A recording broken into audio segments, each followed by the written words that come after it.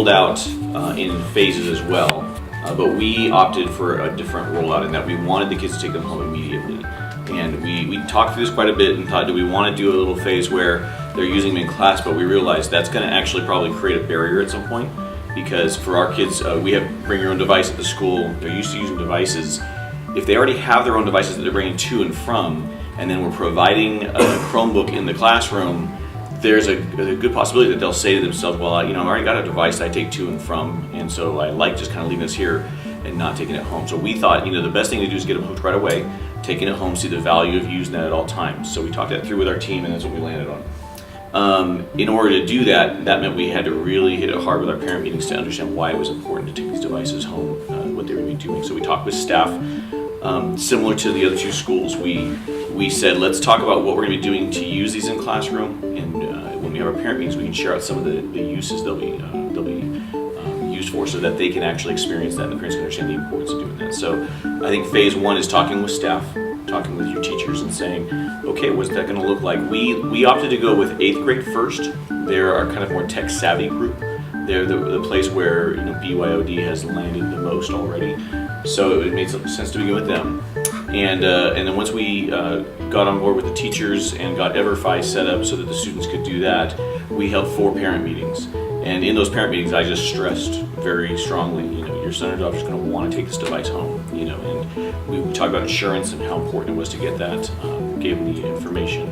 And then, but when it came down to looking at those options, because that was a little bit confusing, I just said, hey, the option right here, the second one here, this is the one that means your son or daughter can take the device home. So if you want them to take the device home next week, you got to check that one off. And then that worked out perfectly. We had a really good response from most of our 8th graders taking it home that first day. And within the next week, we cut in half the number that didn't take it home. So they just forgot the form, or for whatever reason, parents weren't sure. So that went really, really smoothly. Other things that we, kind of hashed through was, how do we get the devices out of the carts and quickly into the hands of the students? So we actually labeled them all with student names. We made sure one piece of advice I would give you is, when you print up the form to send home with the kids, if you can mail merge that form, the acceptable use policy, the mobile use agreement, you can have that mail merged with student name, and on the last page have the device number mail merged in there too. So they actually have their own personalized form. That made a big difference when it went to the classroom, because then it was just check what they brought, perfect, same device, it's out. And now we have record that they signed it, it's got the device number, and that's what's slowing up parents to get insurance. They can't get insurance until they have the device number. So if they've got that already, they already know what their device number is going to be, it's one less hurdle for parents to want to grab the device. So that's something we did there. Like I said, we do BYOD a lot, so students are already using devices. So if you haven't started something like that, it might be something to kick around as you're considering rolling out Chromebooks, that you talk about how you have teachers who are using devices in classroom, maybe even have them begin doing that, so you get the idea of how students are going to be using those in the classroom. With the Chromebooks, that just made it a lot simpler for us, so very good.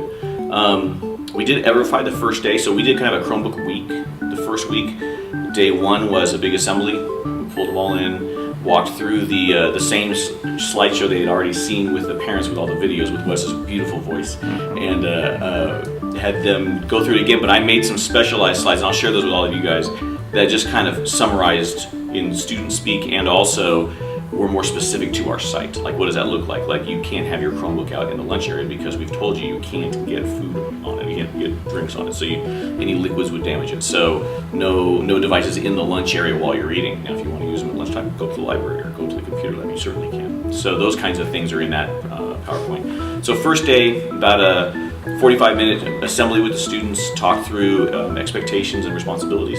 Second day, Chromebooks went right out, we logged right in, got them onto EverFi, got them working through that, so that was really good. And then the third day was more content specific, so we had each of the content areas kind of talk through what that looked like.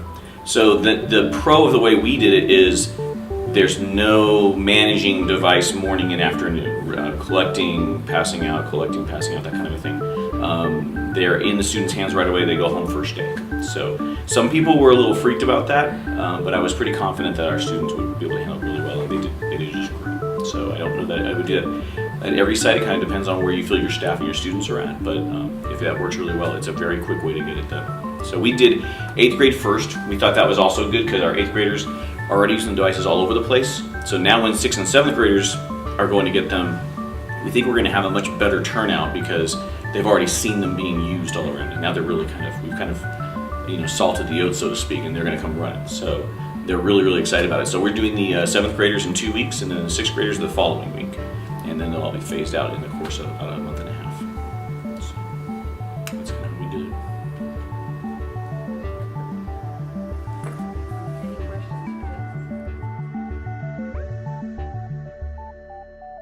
questions?